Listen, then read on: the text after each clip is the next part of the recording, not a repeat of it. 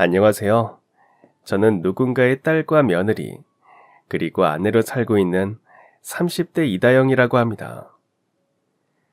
2년 전 결혼하고 한창 행복한 신혼을 보내고 있어요. 결혼을 하고 평생의 짝을 만난다는 게 보통 인연은 아니라고 하죠. 남편과 저도 우연한 만남에서부터 시작했지만 그 뒤에는 전혀 예상하지 못했던, 우리가 만나지 않았더라면 전혀 알 수 없었던 엄청난 인연이 있었습니다. 제가 지금부터 들려드릴 이야기는 단순히 한 남자를 만나고 사랑하고 결혼에 이르렀다는 흔한 연애담은 아닐 겁니다. 그보다는 한 사람이 베푼 선의가 어떻게 돌고 돌아 다른 세대, 다른 방식으로 다시 우리 앞에 나타나는지를 보여주는 이야기예요. 그리고 그게 제 삶에 어떻게 기적처럼 펼쳐졌는지에 관한 기록이기도 합니다. 이 이야기의 시작은 제가 어렸을 때로 거슬러 올라가야 합니다. 저희 부모님은 동네에서 작은 구멍가게를 운영하셨습니다. 가게 안쪽으로 들어가면 아담한 집이 딸려 있었는데 넓진 않았지만 저와 부모님, 그리고 여동생, 이렇게 네 식구가 살기엔 꼭 맞는 보금자리였습니다. 부모님은 늘 가게 앞 진열대를 정리하고 손님을 맞이하며 하루하루를 보내셨고, 저와 여동생은 그 근처에서 동네 친구들과 뛰어다니며 자라났습니다. 숨바꼭질, 술래잡기, 딱지치기, 고무줄놀이, 해가 저물 때까지 온몸에 땀에 젖어 놀던 기억은 지금도 제겐 가장 따뜻한 추억으로 남아 있습니다. 하지만 그 추억들 사이에는 평생 지울 수 없는 사고가 하나 있습니다. 제가 7살, 아직 학교에 들어가기 전에 여름이었습니다.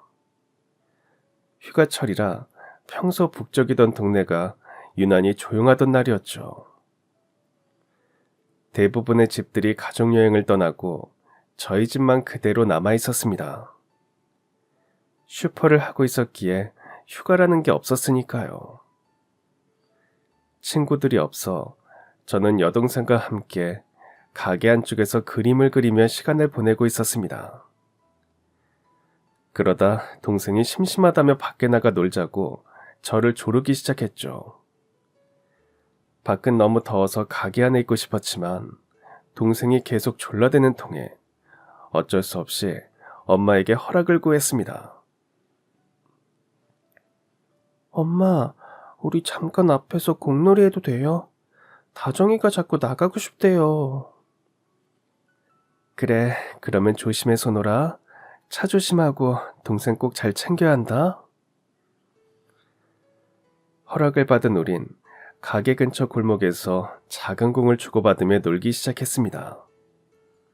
여름 햇살은 따가웠지만 막상 나와서 놀다 보니까 시간 가는 줄을 몰랐어요. 그런데 어느 순간 제가 던진 공을 여동생이 받지 못하고 놓쳐버렸습니다.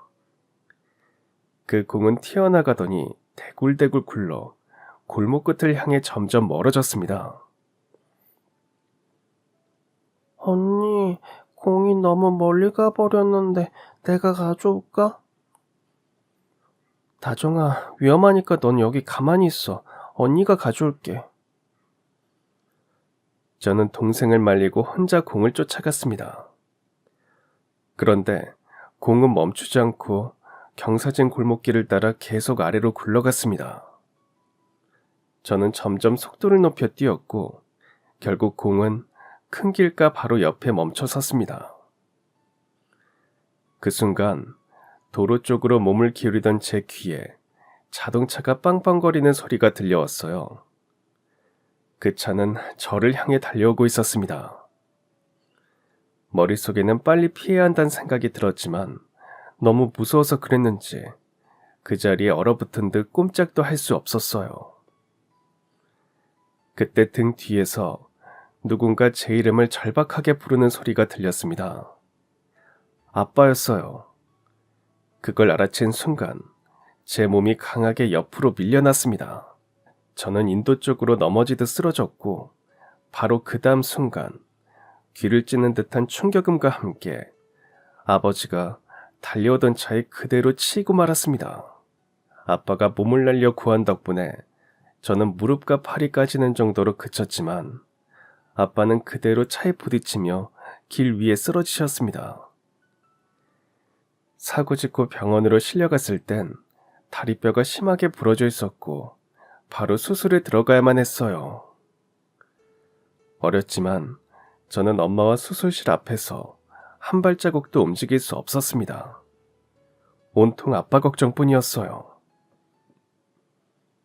엄마, 나 때문에 아빠가 나 대신 다친 거지, 그치?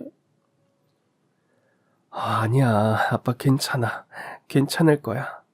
수술하면 나아질 거야. 그러니 아빠 무사히 나을 수 있게 기도하자. 하지만 저희 가족의 바람과는 달리 아빠의 수술은 어렵고도 길게 이어졌습니다. 병원에 도착한 지 몇 시간이 지나고 나서야 수술은 끝이 났고 제 바람과는 달리 아빠의 다리는 생각보다 훨씬 심각한 상태였습니다. 신경까지 손상이 심해서 결국 금속 핀을 박아야만 가까스로 걸을 수 있었습니다. 의사는 앞으로는 예전처럼 자유롭게 걷는 건 불가능할 거라고 했죠.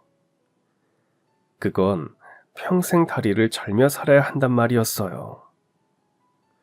그날 이후 아빠의 걸음걸이는 늘 불편했습니다. 비가 오는 날이면 수술한 다리가 저려 밤잠을 설치기도 하셨고 무거운 짐을 오래 들지 못해 숨을 고르며 잠시 벽에 기대 서 있는 모습을 자주 보았습니다. 저는 그런 아빠를 볼 때마다 너무 죄송했습니다. 어린 제가 할 수 있는 거라곤 그저 매일 밤 아빠의 다리를 주물러 드리는 것뿐이었죠. 아빠, 오늘도 많이 힘들었죠. 괜히 저 때문에 죄송해요. 제가 조금 더 조심했어야 했는데. 다영아, 아빤 괜찮아.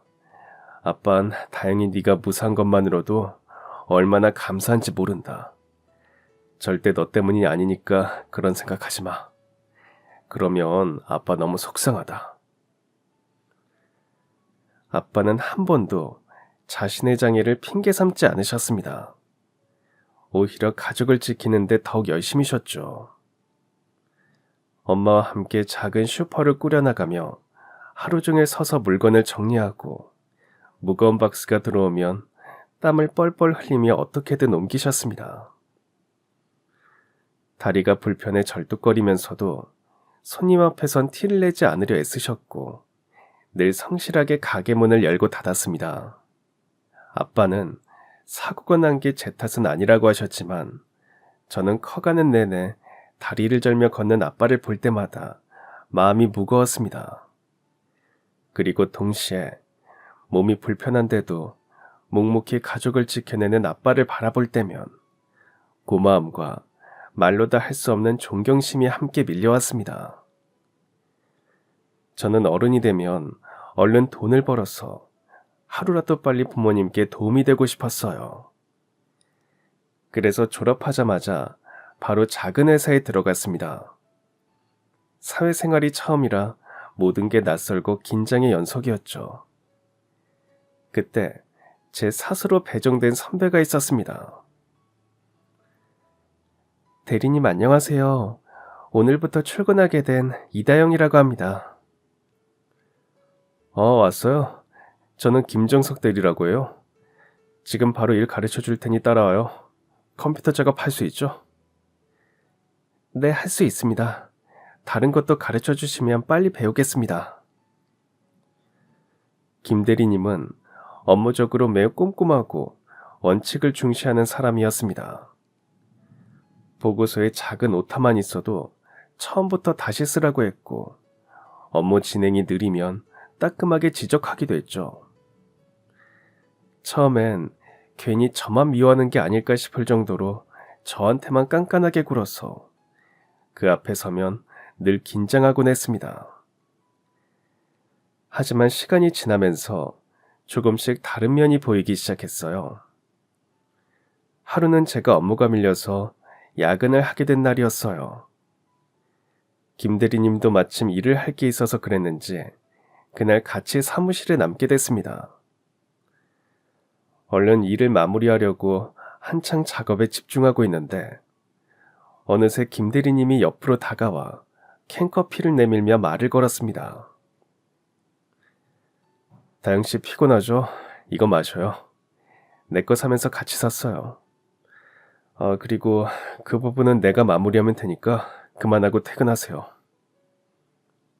네? 아닙니다. 제가 해야 하는 일인데요. 정말 괜찮아서 그래요. 어차피 다영씨가 쓴 거랑 내가 쓴 거랑 합쳐하니까 그만 가봐요. 요 며칠 계속 일하느라 힘들었잖아요. 항상 냉정하고 깐깐하고 다른 사람 일엔 신경도 안 쓰던 김 대리님의 다른 모습을 보게 됐죠. 그 뒤로 김 대리는 저를 먼저 챙겨주기도 했고 제가 작성한 기획서를 보곤 칭찬해주기도 했습니다. 그리고 둘이 같이 있는 시간이 늘어나면서 자연스럽게 대화도 많아졌죠. 처음엔 일 얘기뿐이었는데 점점 서로의 취미나 가족 이야기까지 나누게 됐고 김 대리님은 제가 편해졌는지 말도 놓는 사이가 됐습니다. 하루는 야근을 마치고 늦은 시간에 같이 퇴근하다가 회사 근처 분식집에 들어가 떡볶이를 먹은 적이 있습니다. 대리님 떡볶이 잘 드시네요. 좋아하시나 봐요. 스트레스 받거나 힘들면 한 번씩 생각나더라. 다영씨도 좋아해? 네, 맛있다는 집이 있으면 일부러 찾아가서 먹기도 해요. 제 취미가 맛집 찾아다니는 일이거든요. 그래? 그러면 나중에 나도 한번 맛집 데리고 가줘. 하루 종일 일 얘기만 하다가도 그런 자리에선 한순간 친구처럼 편하게 웃을 수 있었고 저는 그때부터 그가 단순히 직장 상사가 아니라 이성으로 다가오기 시작했습니다. 결정적인 순간은 연말 회식에서 찾아왔어요. 그날 김 대리님은 저를 집 근처까지 데려다 주었고 동네 어귀에 다다랐을 때 조심스럽게 말하더군요. 다영씨, 우리 회사 들어오고 내가 너무 까칠하게 굴었지? 사과할게. 그땐 미안했어. 아니에요. 일 가르쳐 주시려고 그런 건데요. 사실 다영씨가 얼마나 갈까 싶어서 더 그랬던 것 같아.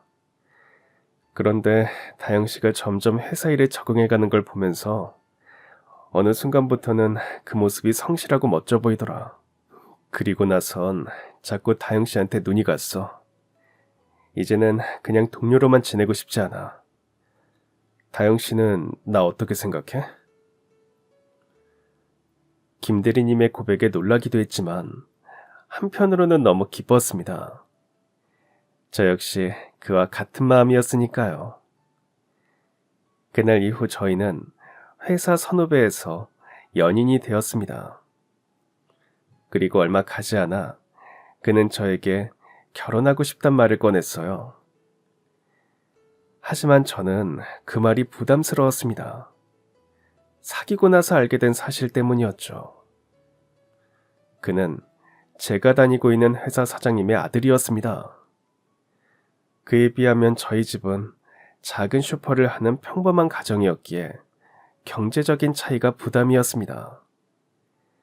그래서 그에게 솔직하게 말했습니다. 정석 씨, 결혼하자고 해줘서 고맙지만 우리 집이랑 정석 씨 집안이 너무 차이가 나서 솔직히 걱정돼요.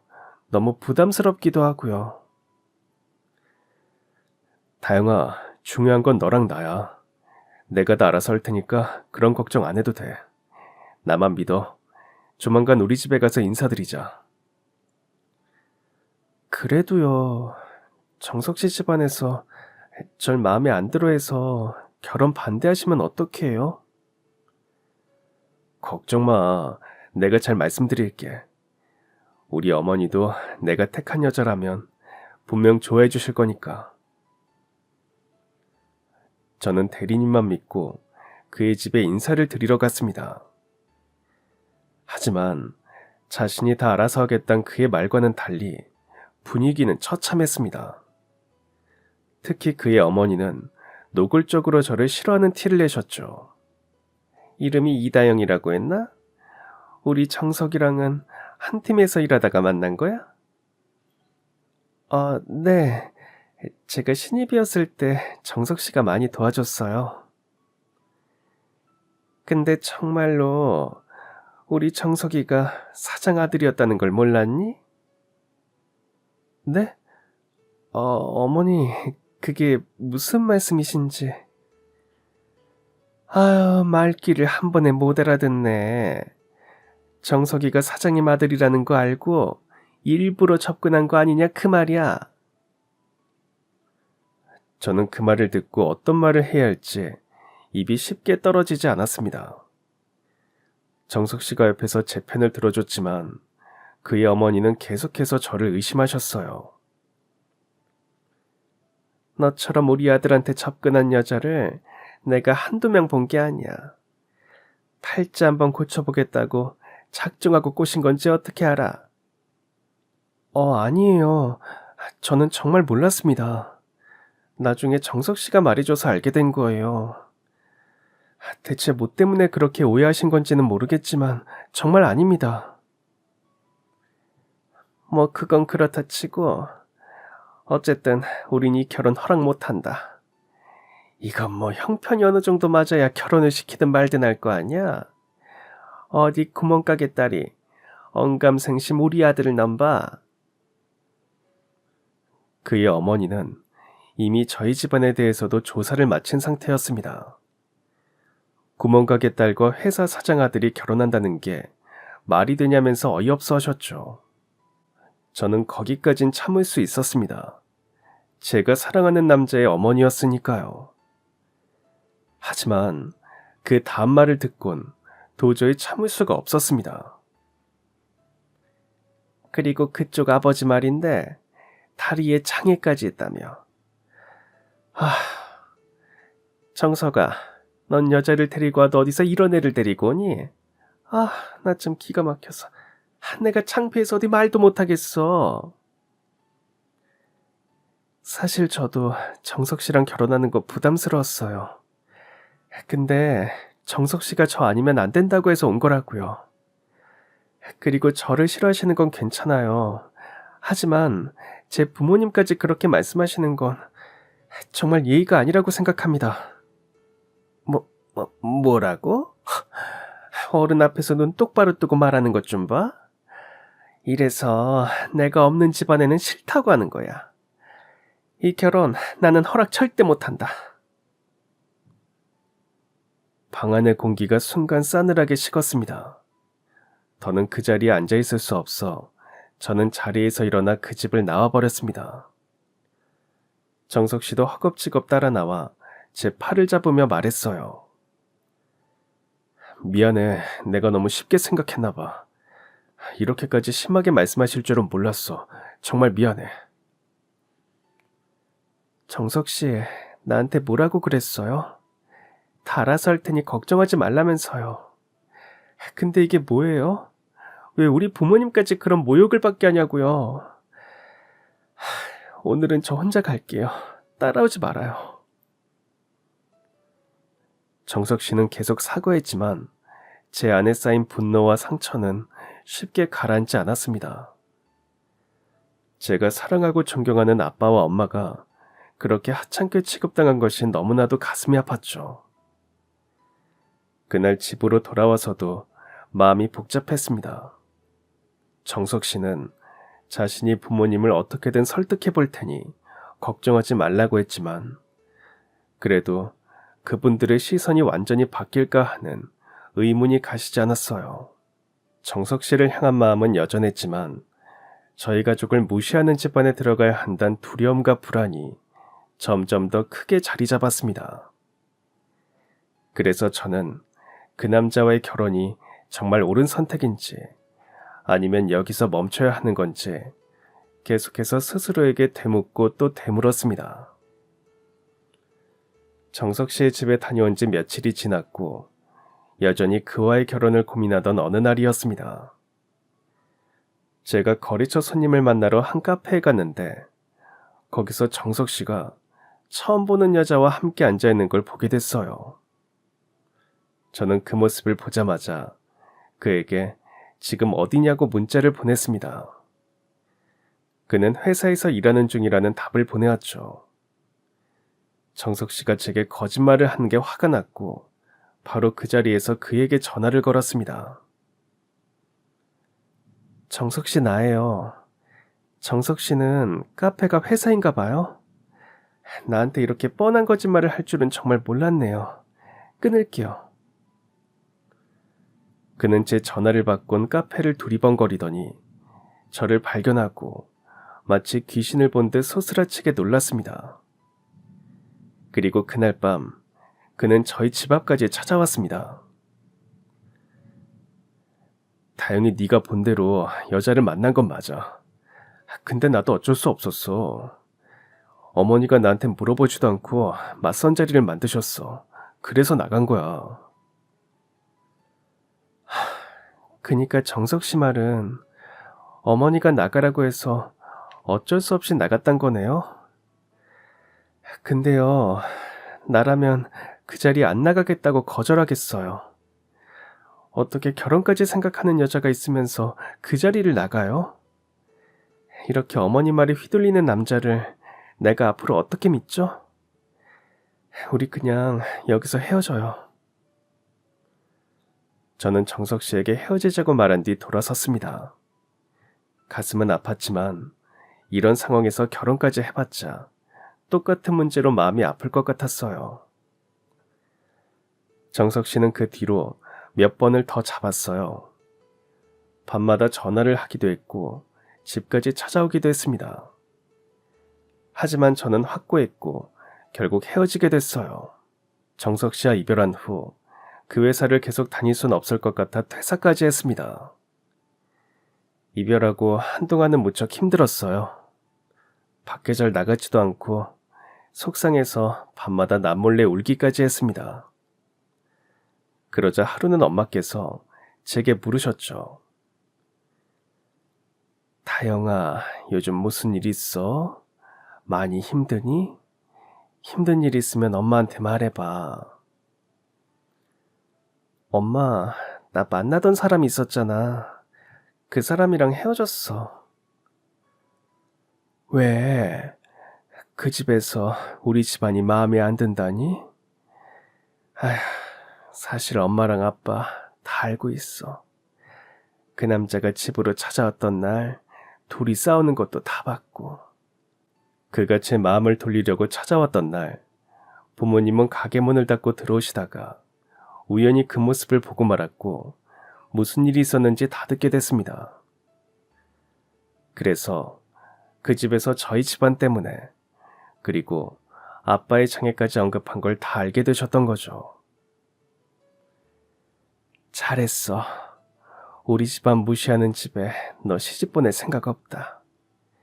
하나를 보면 열을 난다고 그런 집안이랑 결혼해봤자 평생 너만 힘들어. 그래서 헤어지자고 한 거야. 나 욕하는 건 참아도 우리 가족까지 그렇게 취급하는 건 못 참아. 그래, 분명 그 남자보다 더 좋은 사람 만날 거라고 믿는다. 그러니까 이제 그만 툴툴 털고 일어나. 아빠도 걱정 많이 하셔. 그날 이후 저는 다시 정신을 차렸고 취업 준비를 해서 한 회사의 홍보팀 직원으로 입사했습니다. 거기서 일하다 보니 다른 회사 사람들을 만날 일이 자주 있었어요. 하루는 오전에 외부 미팅을 마치고 다시 회사로 돌아가서 중요한 거래처 미팅을 하려는데 간발의 차로 버스를 놓쳐서 약속 시간에 늦을 위기에 처했습니다. 그래서 급하게 택시를 잡으려는데 어떤 한 남자도 저와 같은 순간에 똑같은 택시를 잡게 됐어요. 남자는 저를 보며 말했습니다. 급해 보이시는데 먼저 타세요. 제가 다른 택시 타고 가겠습니다. 아니에요. 먼저 타세요. 괜찮습니다. 서로 양보를 하고 있으니 안에서 택시기사님이 누가 타든 얼른 타라고 재촉을 했고 그 남자가 제게 말했습니다. 혹시 어디까지 가세요?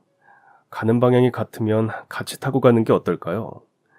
여기 택시 잘 안 잡히는 곳이거든요. 그 남자와 저는 가는 방향이 비슷했고 결국 동승을 했습니다. 그런데 택시를 타고 가다 보니 둘 다 같은 곳에 내리게 됐고 그의 목적지는 제가 다니고 있는 회사였습니다. 그때까지만 해도 그 남자 역시 이 회사에 다른 일을 보러 왔겠거니 하고 고마웠던 인사를 하고 헤어졌습니다. 저는 사무실에 들러 미팅 준비를 해서 거래처 직원이 기다리고 있는 회의실로 갔는데 거기 앉아있는 남자는 초면이 아니었어요. 바로 저랑 같이 택시를 타고 온 그 남자였습니다. 저는 놀랍기도 하고 반갑기도 해서 먼저 인사를 건넸습니다. 세상에, 오늘 미팅하러 오신 분이실 줄은 몰랐어요. 그러게요. 신기한 우연이네요. 제 이름은 강태환이라고 합니다. 전 이다영입니다. 앞으로 자주 보게 될 텐데 잘 부탁드려요. 저도 외부의 사랑이라는 건 처음이라서 많이 도와주세요. 일이 진행되면서 그와 저는 여러 번 마주치게 됐어요. 함께 일하다 보니 태환 씨가 성실하고 따뜻한 사람이라는 걸 알게 됐죠. 우연히 그가 무거운 짐을 든 어르신을 자연스럽게 도와주는 모습도 몇 번 본 적도 있고요. 회의를 하다가 같이 온 직원이 작은 실수를 했는데 눈치 빠르게 대신 설명을 덧붙여줘서 분위기를 살려준 적도 자주 있었습니다. 그를 만날수록 남을 배려하고 도우려는 마음이 몸에 배어있는 사람이라는 생각이 들어 자연스럽게 호감이 생겼습니다. 요즘은 다들 자기 이익만 챙기다 보니 다른 사람들 일에 관심이 없는데 태환 씨는 조금 다른 것 같았거든요. 한 번은 제가 태환 씨 회사 일로 야근을 하고 있었는데 그가 제가 있는 회사로 야식을 사들고 왔어요. 어머, 태환 씨, 이 시간에 어쩐 일이에요? 다영 씨 야근 중이라고 하길래 일 도와주신 것도 고맙고 해서 먹을 것 좀 사왔습니다. 떡볶이 좋아하신다고 했죠? 이거 먹고 하세요. 맞아요. 떡볶이 좋아해요. 안 그래도 출출했는데 고마워요. 혹시 괜찮으면 같이 먹을래요? 저희는 그날 밤 같이 야식을 먹으며 조금 더 친분이 생겼고 이후 우연히 퇴근길에서 몇 번을 더 만나고 회식까지 같이 하면서 자연스럽게 더 가까워졌습니다. 일 때문에 자주 만나게 되면서 하나 더 알게 된 건 태환 씨는 어려움에 빠진 사람이 눈에 보이면 그냥 지나치지 못한다는 거였어요. 복사기가 멈춰서서 허둥대는 동료를 도와준다든가 계단에서 짐을 들고 힘겨워하는 청소 아주머니께 먼저 다가가 들어드린다던가 그런 모습이 자주 눈에 띄었습니다. 그래서 한 번은 제가 그 이유를 물어봤습니다. 태환 씨는 어려운 사람 보면 항상 도와주잖아요. 제가 본 것만 해도 몇 번은 되는 것 같은데 어떻게 매번 그렇게 할 수 있어요?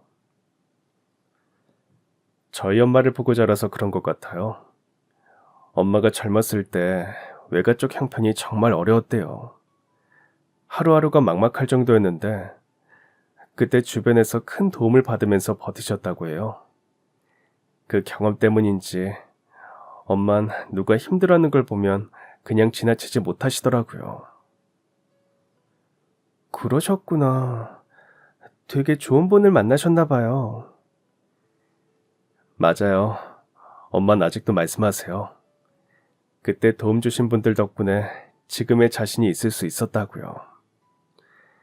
늘 그분을 다시 만나 은혜를 직접 갚을 수 있으면 좋겠다고 하시는데 찾을 길이 없으시대요. 그래서 엄만 남을 돕다 보면 언젠간 그 은인도 만날 수 있을지 모른다고 그렇게 믿고 있어요. 그 말을 듣는 순간 그 어머니의 그 아들이라는 말이 떠올랐습니다. 단순히 습관처럼 남을 돕는 게 아니라 삶의 철학처럼 몸에 밴 태도라는 게 느껴졌죠. 그리고 그런 어머니 밑에서 자란 태환 씨가 괜히 다정해진 게 아니란 것도 알게 됐죠. 그날 이후 저희는 조금 더 솔직하게 서로의 이야기를 주고받았습니다. 회사 안에선 동료로서 함께했지만 점점 서로의 마음속에 자리 잡는 감정은 그 이상이 되어갔습니다. 그리고 맡았던 프로젝트가 끝나갈 무렵 태환 씨가 진지한 표정으로 저를 좋아한다고 고백을 해왔어요.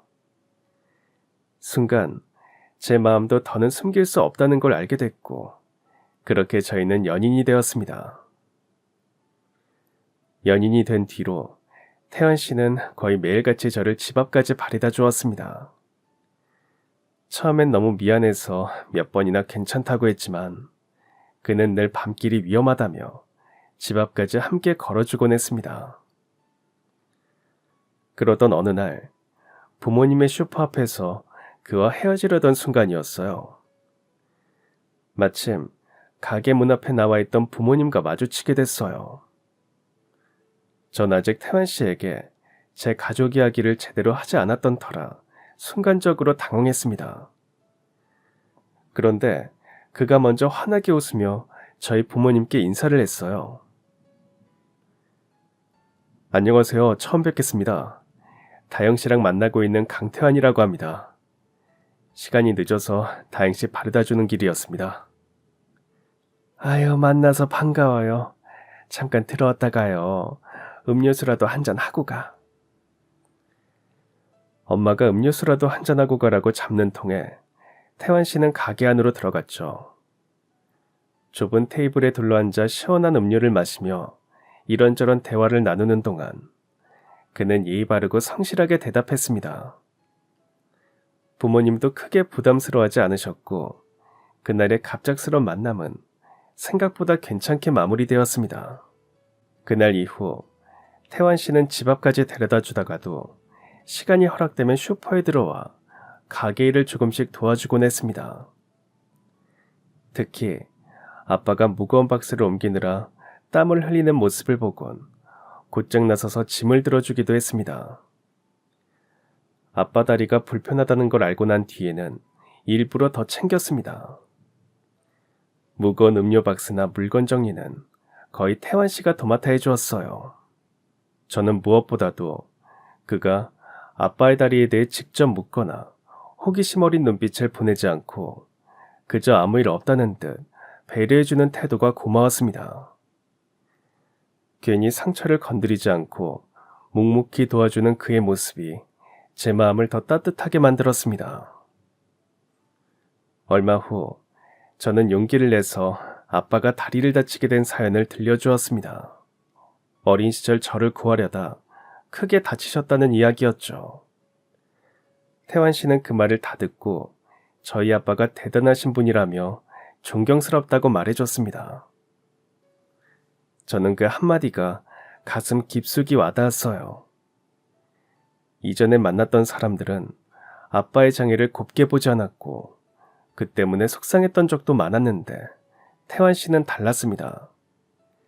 그는 단순히 불편한 다리만을 본 게 아니라 그 속에 담긴 희생과 사랑을 봐주었죠. 그 순간 저는 지금 내 옆에 있는 이 사람이 그 누구보다도 진심으로 가족을 이해해주고 함께할 수 있는 사람이라는 확신이 생겼습니다.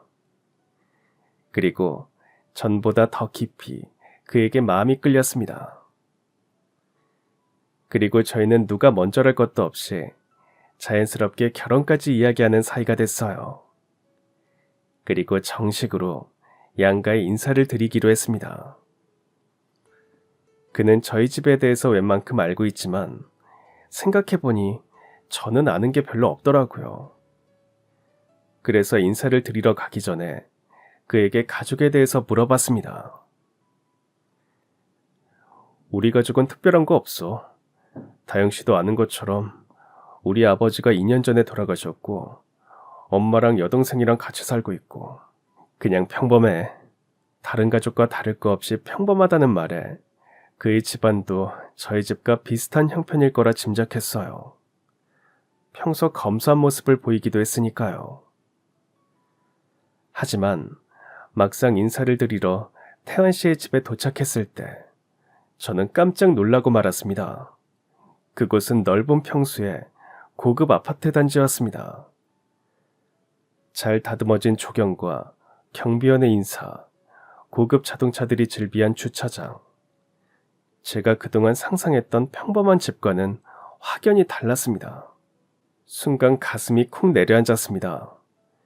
예전에 만났던 사람의 집안에서 부모님의 조건 때문에 상처받은 기억이 떠오르며 이번에도 혹시 반대라도 하시면 어쩌나 하는 불안이 몰려왔습니다. 하지만 막상 집 안으로 들어서자 분위기는 제 예상과 전혀 달랐습니다. 태환 씨의 어머니는 저를 따뜻하게 맞아주셨습니다. 정갈한 차림새와 은은한 미소로 저를 반겨주셨어요. 그의 여동생도 서글서글하게 웃으며 안부를 물었습니다. 긴장으로 뻣뻣해 있던 제 어깨가 그제야 조금씩 풀렸죠. 저희가 서로 진지하게 만나고 있다는 얘기를 듣자 어머니는 제 손을 잡으며 말씀하셨습니다. 아이고, 우리 태환이가 좋은 인연 만난 것 같아서 참 다행이야. 우리 아들이랑 결혼 결심해줘서 고마워. 결혼은 당사자 두 사람의 마음이 제일 우선이라고 생각해. 타영이랑 태환이 두 사람이 함께라면 앞으로도 잘 살 수 있을 거야. 저는 그 한마디에 눈가가 뜨거워졌습니다. 반대는커녕 결혼을 흔쾌히 허락해 주셨기 때문이었습니다. 며칠 뒤 저는 태환 씨에게 그날 느낀 제 불안을 솔직히 털어놓았습니다. 혹시나 집안에서 저희 부모님을 무시하거나 조건을 이유로 반대하면 어쩌나 걱정이 되었다고요. 그러자 그는 다정하게 웃으며 말했습니다. 그런 게 걱정이었어? 괜찮아. 엄마께는 이미 다 말씀드려서 알고 계셨어. 그리고 다영씨, 우리 집은 그런 걸로 사람을 평가하는 집이 아니야. 엄마는 사람 됨됨이 자체를 보시는 분이야. 내가 전에 말한 적 있지? 우리 엄마도 예전에 집안 형편이 많이 어려우셨던 적이 있었다고. 그래서 열심히 사는 사람들을 대단하게 생각하시고 존중하셔. 태환 씨의 어머니는 어렵게 사시다가 작은 공장을 하는 남편을 만난 뒤 함께 사업을 키워오셨다고 합니다. 그 이야기를 듣고 났을 때 저는 한결 마음이 놓였습니다. 단순히 예비시댁의 형편이 좋아서가 아니라 그 속에 깃든 삶의 이야기가 있었기에 지금의 따뜻한 시선이 가능하다는 걸 알게 되었기 때문입니다. 그리고 그 순간 저는 태아 씨뿐만 아니라 그의 가족까지도 믿고 함께할 수 있겠다는 확신을 가지게 되었습니다. 태환 씨의 집에 인사를 드리고 정확히 일주일 뒤 그는 저희 집에 정식으로 인사를 하러 왔습니다. 항상 가게만 왔다 갔다 하다가 저희 집에 온 건 처음이었죠. 저희 가족은 예비 사위를 위해 맛있는 식사를 대접했습니다. 밥을 다 먹고 나자 그는 제게 말했습니다. 다영씨 집이 참 따뜻하고 아늑해. 마치 다영씨 가족들처럼. 근데 이사를 한 번도 안 하고 이 집에서 지금까지 살았던 거야? 네, 제가 태어나고 부모님이 가게를 사셨는데 처음엔 가게에 딸린 집에서 살다가 제가 초등학교 3학년 때 이 아파트로 이사 와서 쭉 여기서만 살았어요. 오, 그랬어? 그것도 정말 신기하다. 그럼 어릴 때 사진 같은 것도 다 그대로 가지고 있겠네? 다영씨, 어린 시절 사진 보여주면 안 돼? 제 어린 시절이 보고 싶던 태연 씨의 부탁에 저는 방 안에서 옛날 사진이 들어있는 앨범을 가지고 거실로 나왔습니다. 그는 사진을 보면서 계속 흐뭇한 미소를 지었죠. 난 이사를 자주 다닌 편이라 그런지 어릴 때 사진이 별로 없거든. 이렇게 사진 찍고 인화해서 앨범 만드는 것도 보통 정성이 들어가는 일이 아닌데 다영 씨 부모님이 정말 사랑으로 키우신 것 같아. 맞아요. 이거 우리 아빠가 다 찍어주신 사진들이거든요. 어릴 땐 뭐만 하면 아빠가 사진 찍어준다고 하는 게 귀찮았는데 지금 생각해보면 다 추억인 것 같아요. 아참, 여기 어디 우리 엄마 아빠 결혼 사진도 있을 텐데. 여기 있다. 태연 씨 봐봐요. 저는 그에게 부모님의 결혼 사진을 보여줬습니다. 그날 참석한 하객들과 다 같이 찍은 사진이었죠. 태환 씨는 그 사진을 한참을 보다가 어느 한 곳에 시선이 멈췄습니다. 그리고 한동안 아무런 말이 없었죠. 그의 표정을 보자 놀라움과 당혹감이 섞여 있는 듯 했습니다. 저기 다영 씨, 나 잠깐만 나가서 통화 좀 하고 올게. 태환 씨는 그 말을 남기곤 헐레벌떡 일어나 밖으로 나갔습니다. 그는 괜찮다고 했지만 아무래도 걱정이 돼서 그를 바로 따라 나갔어요. 태환 씨는 누군가와 통화를 하고 있었습니다. 얼핏 들리는 말을 들어보니 상대는 그의 어머니 같았어요. 그리고 아주 긴박하게 말하고 있었습니다. 여기 미래 아파트예요. 602호요. 네 엄마, 여기로 빨리 와주세요. 아무래도 엄마가 직접 오셔서 확인해 보셔야 할 것 같아요. 태환 씨는 그 말을 남기고 전화를 끊었고 돌아서자마자 제가 서 있는 걸 보곤 깜짝 놀랐습니다. 다영 씨, 언제 와 있었어? 좀 전에요. 근데 태환 씨, 방금 전화한 사람 어머니 맞죠? 근데 왜 집으로 오시라고 한 거예요? 그게 다영 씨, 아까 두 분 결혼 사진 뒷줄에 있는 하객 중에 우리 어머니가 있었어. 태환 씨 어머니가요? 아니, 어떻게 그럴 수가 있어요? 잘못 본 거 아니에요? 아니야, 확실해. 우리 어머니 젊었을 때 모습이 맞아. 내가 전에 말한 거 기억나? 우리 어머니가 힘들었던 시절에 옆에서 도와준 은인 같은 분이 있다고. 어머니가 그분 결혼식에 참석한 적이 있다고 했었는데 아무래도 다영 씨 어머니가 우리 어머니가 항상 말씀해 주시던 그 은인 같아. 그의 말을 듣고도 머릿속이 정리되지 않았습니다. 얼마 지나지 않아 초인종이 울렸고 문을 열어보니 그의 어머니가 밖에 서 있었습니다. 어머니는 미안하다면서 집 안으로 들어오셨죠. 저희 엄마는 현관이 소란스러운 걸 듣고는 무슨 일이 생긴 건지 확인하러 오셨어요. 엄마는 현관에 서 있는 태연 씨 어머니의 얼굴을 보게 되었고 그리고는 놀라운 일이 벌어졌습니다. 태연 씨 어머니 얼굴을 본 저희 엄마가 그 자리에 그대로 쓰러지고 만 거예요. 갑자기 나타난 태연 씨 어머니, 그리고 그분을 보고 쓰러진 엄마. 저는 이게 다 무슨 일인지 혼란스럽기만 했습니다. 엄마는 잠시 뒤 깨어났고 엄마가 눈을 뜨자마자 태환 씨 어머니는 저희 엄마를 수키 언니라 부르며 깨어났어요. 아이고 수키 언니, 정말 언니 맞지? 아유 세상에 이게 얼마만이야. 내가 그동안 수키 언니를 얼마나 찾았는지 모르지? 지금까지 살면서 단 한 번도 잊은 적이 없어. 너 진짜 미진이야? 아유 미진아, 이게 다 무슨 일이야. 너 살아있었구나. 이게 얼마만이야 언니. 미안해. 내가 정말 미안해. 두 분은 그렇게 서로를 끌어안은 채 한참 동안 울고만 있었습니다. 그러다 얼마간의 시간이 지나서야 겨우 울음을 멈추고 진정이 되었어요. 저는 엄마에게 가장 궁금한 걸 물었습니다. 엄마, 대체 무슨 일이에요? 왜 엄마 아빠 결혼식 사진에 태환 씨 어머니가 하객으로 찍힌 거예요? 두 분 아시던 사이였어요? 맞아. 미진이랑 나랑은 젊었을 때 알던 사이였어. 시골에서 올라온 미진이가 우리 집에 새들어 살았었거든.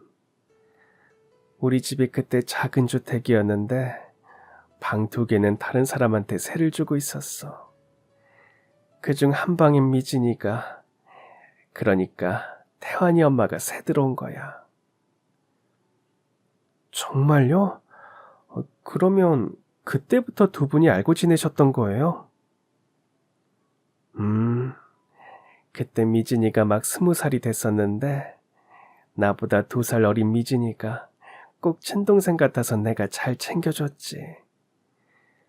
미진이는 아버지 돌아가시고 집안 사정이 너무 어려워져서 일자리 구하려고 서울로 올라왔었어. 미진이도 나를 언니처럼 잘 따라서 우린 금방 친해질 수 있었지. 집안에 도움이 되려고 시골에서 올라온 태연 씨의 어머니는 서울에서 옷을 만드는 공장에 다녔다고 합니다. 그런데 1년이 채 안 돼서 공장이 망하면서 하루아침에 일자리를 잃고 말았죠. 저희 엄마는 그런 사정을 알게 된 뒤 엄마의 친구가 일하고 있던 백화점에서 판매 보조를 할 수 있게 다리를 놔줬고, 그 덕에 태연 씨 어머니는 쉬지 않고 일해서 시골집에 돈을 보낼 수 있었어요.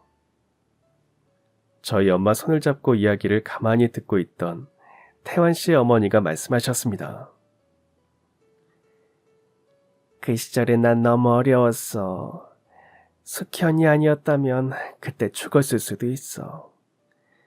돈 벌면 거의 다 시골로 보내주고 남은 돈으론 겨우 입에 풀칠만 하고 살았었거든.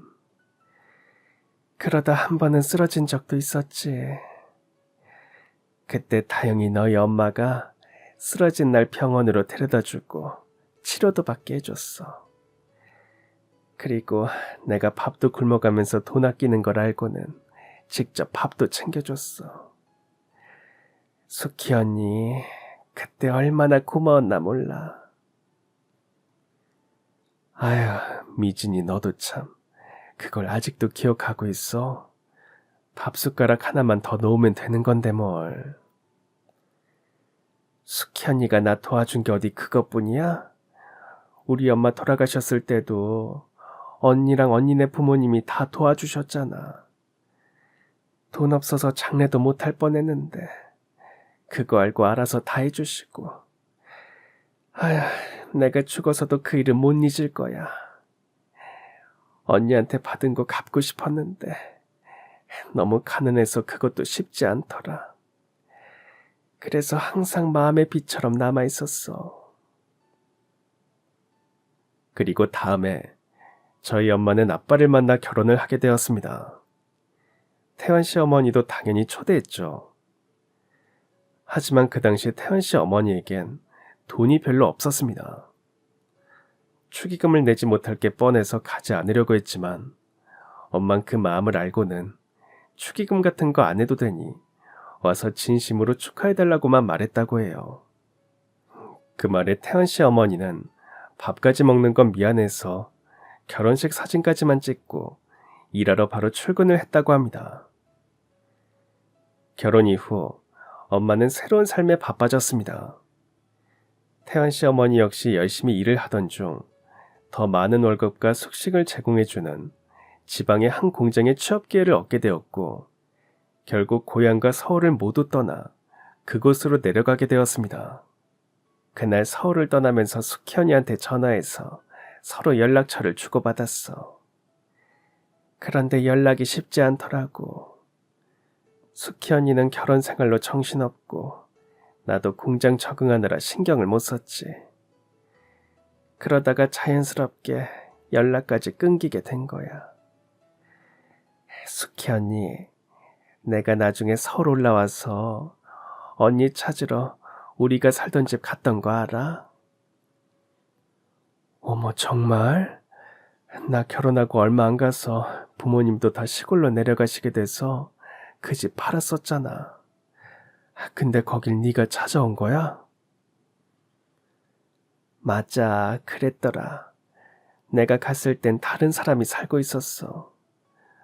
언니가 알려준 연락처도 잃어버려서 행방을 알 길이 없어서 결국 우리 인연이 끊기게 된 거야. 언니, 내가 너무 미안해, 정말. 미진이 네가 뭐가 미안해. 다 살려고 바빠서 그런 건데. 나는 네가 이렇게 잘 살고 있다는 게 얼마나 다행이고 마음이 좋은지 모르겠다. 난 네가 열심히 일할 때부터 알아봤어. 성공할 거라는 걸. 우리 태연이 아버지 만난 덕이지 뭐. 수키 언니, 우리 정말 먼 길을 돌고 돌아서 우리 애들 덕분에 다시 만나게 됐네. 언니 혹시 기억나? 예전에 우리가 나중에 결혼해서 애들 낳으면 서로 결혼시키자고 했었잖아. 아유, 그게 결국은 이렇게 이뤄지네. 우리가 보통 인연은 아니었나 봐. 태환 씨 어머니의 눈엔 어느새 또 눈물이 고여 있었습니다. 저희 엄만 그 눈물을 닦아주며 말했습니다. 아유, 미진아, 그만 좀 울어. 이렇게 좋은 날 자꾸 울 거야? 애들도 놀라겠다. 수키 언니, 내가 예전에 언니한테 받은 만큼 이젠 언니 딸 다영이한테 다 갚을게. 그리고 다영아, 다시 한번 우리 가족이 돼줘서 정말 고맙다. 두 집안은 그렇게 사돈으로 이어졌습니다. 처음엔 서로의 처지를 알지 못한 채 스쳐 지나갔던 인연이었지만 결국 한 가족이 되어 다시 만나게 된 것이죠. 지금도 두 어머니는 오랜 세월을 돌아온 인연이 믿기지 않는다며 종종 옛 이야기를 나누곤 합니다. 함께 여행을 다니며 사진을 찍고 맛집을 찾아다니며 웃음을 나누고 때로는 지난 세월의 고단함을 털어놓으며 서로의 마음을 다독여 주십니다. 젊은 시절 형편도 길도 달랐던 두 사람이었지만 결국 서로의 선의와 따뜻함이 그 시절을 버티게 했고 지금의 인연으로 이어지게 했습니다. 어느덧 저와 태환 씨가 결혼한 지도 2년이 흘렀고 얼마 전엔 기쁜 소식이 찾아왔어요. 제가 임신을 했거든요. 그 소식을 듣고 저희만큼 기뻐했던 게 바로 두 어머니입니다. 어머 미진아, 너 이제 할머니 된단다. 축하한다. 아유, 수키 언니, 나만 할머니 되는 거야? 언니도 이제 할머니야. 언니 고마워. 진짜 언니 덕에 내가 말년에 너무 행복한 삶을 보내는 것 같아. 누가 누구에게 은혜를 베풀었는지조차 분간할 수 없을 만큼 두 어머니의 마음은 오랜 세월을 넘어 서로에게 닿아 있습니다. 그리고 그 인연은 자녀 세대를 넘어 이제는 손주 세대까지 이어지고 있습니다. 돌아보면 작은 친절 하나가 두 집안을 잇는 기적의 씨앗이 된 것이죠. 두 어머니의 모습을 보며 저는 배웁니다. 선의는 결코 사라지지 않고 언젠가 반드시 돌아와 더 큰 사랑으로 우리를 감싸준다는 사실을요. 그리고 저 역시도 앞으로도 계속해서 그 마음을 잊지 않고 살아가고 싶습니다. 그럼 지금까지 사연 들어주셔서 감사합니다. 사연이 재밌으셨다면 구독과 좋아요 부탁드려요. 감사합니다. 안녕히 계세요.